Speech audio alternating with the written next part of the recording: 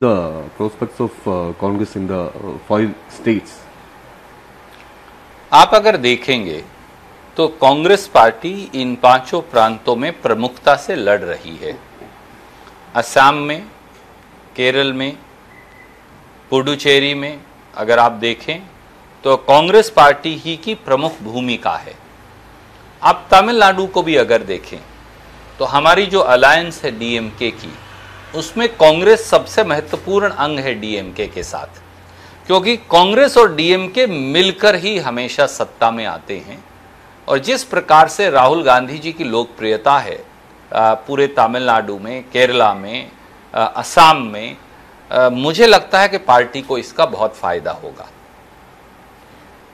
In southern India, the Kerala is the only state that Congress can expect rule, but CPM here is claiming that there is a continue in office.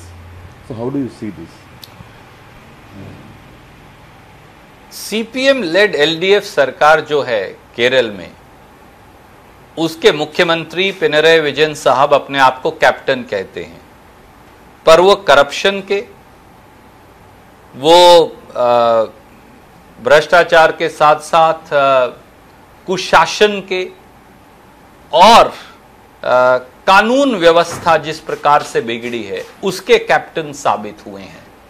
समुंदर से लेकर और सोने तक सबके अंदर भ्रष्टाचार है। यहां तक कि केरल के मछुआरों के अधिकार तक बेच डाले गए एक अमेरिकन कंपनी को 5,000 करोड़ के समझौते के माध्यम से, और मुख्यमंत्री कहते हैं कि उन्हें मालूम ही नहीं। एक तरफ मोदी जी उस ईएमसीसी इंटरनेशनल कंपनी के लिए वेरिफिकेशन करते हैं और दूसरी तरफ उनके दोस्त पिनरई विजयन जी यहां पर मछुआरों के अधिकारों को बेचते हैं। पहली बार देश में यह हुआ कि गोल्ड स्मगलिंग केस में मुख्यमंत्री के मुख्य सचिव को गिरफ्तार कर लिया गया। जो मुख्य आरोपी है स्वप्ना, वो ये बार बार कहती है कि कमीशन जो है वो मुख्यमंत्री पिनरई विजयन जी और 3 मंत्रियों तक जाता था। इसकी सच्चाई क्या है? कोई और मुख्यमंत्री होता तो भाजपा उसे अब तक गिरफ्तार कर लेती, कोई और मुख्यमंत्री होता तो इस्तीफा देकर जांच के लिए स्वीकारता। परंतु दिल्ली की सरकार और केरल की सरकार दोनों में गठजोड़ है, वो एक दूसरे के पूरक हैं, उनकी मदद करते हैं। और इसी सीपीएम एलडीएफ सरकार और भारतीय जनता पार्टी के गठजोड़ का खात्मा, विकास को जिन्होंने केरल के अवरुद्ध कर दिया है, उसको दोबारा से पुनर्स्थापित करने के लिए कांग्रेस और यूडीएफ की सरकार ही एकमात्र विकल्प है। In Puducherry, you have lost your role because of your own issue. In Tamil Nadu, you have got only 20-25 seats. So, how is the possibilities in Puducherry and Tamil Nadu? आदरणीय साथी, अगर enforcement directorate और income tax और CBI इस देश को चलाएंगे तो इस देश में न संविधान बचेगा, न प्रजातंत्र बचेगा, और माफ कीजिए ना ईटीवी भारत बचेगा, और ना मैं और आप बचेंगे। हमने देखा कि वो सरकार जो अपना 5 साल अच्छे से कार्यकाल जिसने पूरा किया, 1 महीने पहले ईडी की रेड होती है, इनकम टैक्स के नोटिसेस होते हैं, एक व्यक्ति विशेष को तो अमित शाह जी के घर तक बुलाया जाता है, अमित शाह जी उनसे मिलते हैं और वो वापस आकर इस्तीफा दे देते हैं। एक चुनी हुई सरकार का चीरहरण अमित शाह जी ने पुडुचेरी में किया, जैसे उन्होंने कर्नाटक में किया, जैसे गोवा में किया, जैसे अरुणाचल में किया, जैसे मणिपुर में किया, जैसे मध्य प्रदेश में किया, जैसे राजस्थान में करने की कोशिश की। ये देश के गृह मंत्री हैं या फिर पार्टियों की बोली लगाने वाले लोग?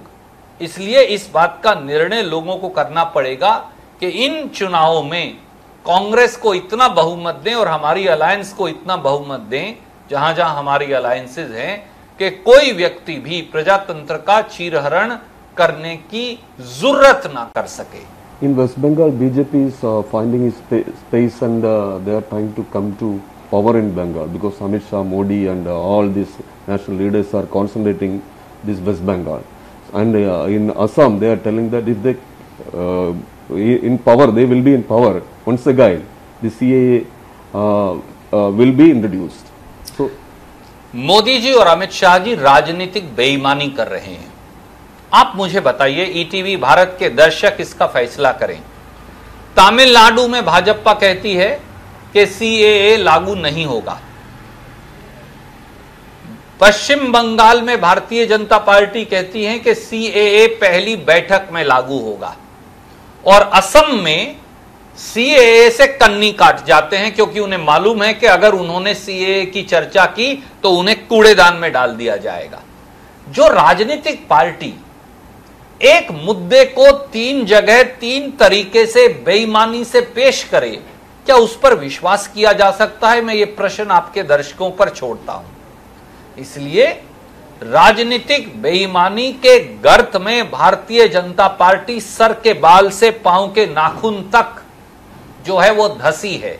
ऐसे दल पर और उसके नेताओं पर ना विश्वास किया जा सकता और ना इन लोगों के हाथ में सरकार दी जा सकती, क्योंकि ये देश को बेच भी देंगे और लूट भी लेंगे, जो ये कर रहे हैं। in how many states after the election Congress will form the government or part of the government? कौन चुनकर आएगा इसका निर्णय जनता करेगी। भारतीय जनता पार्टी चुनाव से पहले निर्णय करती है, लोगों के जन भावना का निरादर कर, बेइज्जत कर। हमारा यह मानना है कि केरल में, पुडुचेरी में, तमिलनाडु में, असम में साफ तौर से कांग्रेस की सरकार बन रही है, और जिस प्रकार से स्थिति है पश्चिम बंगाल में, वहां भी हम सबसे बड़ी पार्टी के रूप में उभरने वाले हैं। Okay, sir. Thank you very much. Thank you.